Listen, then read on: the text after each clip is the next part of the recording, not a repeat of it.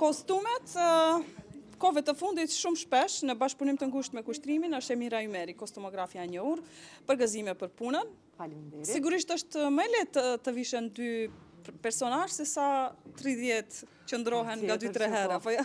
Për atë këtë, ky është një nga projektet që e dalloj se kam punu me shumë qetësi, me kreativitet. Me kreativitet, me shumë dashni, procesi ka qenë shumë i këndshëm edhe me aktorët, edhe me kushtrimin, krejt ekipa, kështu që është një nga projektet e mia të preferume se i ka pas vetëm 2 kostume.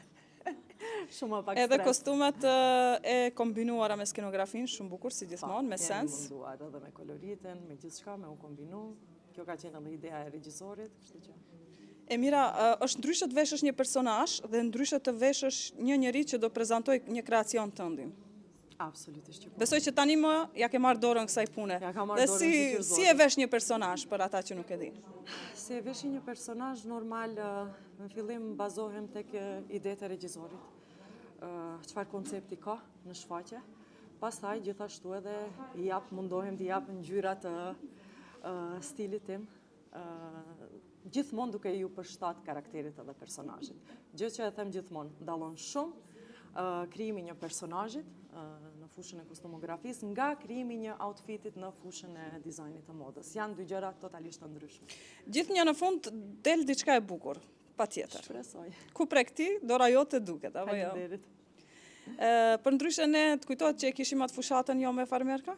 Mbajnë me të shumë probleme kemi pas me atë fushatën. Po, ama mendoj që pak janë edukuar njerëzit, sepse edhe ata që vinë me farmerka e di që ikin, mos t'i shojnë se... Pas ke vërejt edhe të edhe, unë e kam vërejt. Do me thënë ikin, ose thonë kujdes aty është Emira, ose Gjemi, edhe të shef me farmerka në teatr. Po, fiks. Problemi më i madh ishte me kushtrimin që tha, unë tani çka të veshi? Kushtrimi erdhi sonte me gjinsa apo jo? Jo, pa gjinsa. Okej. Emira, si ishte ky vit për ty, me që jemi në fund vit? Me çka do lavdrosh?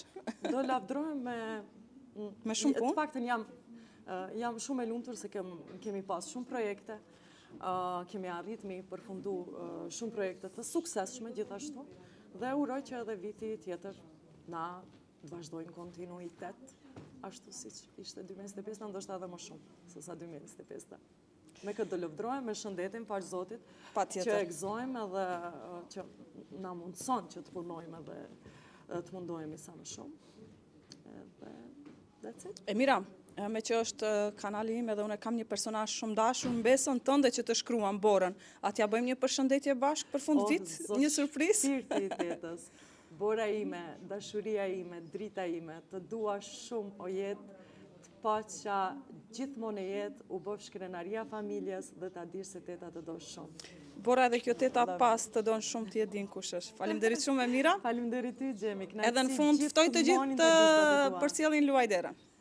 E kam në përcjellje, edhe në Instagram dhe në Facebook. Ftoj të gjithë që nuk më përcjellin.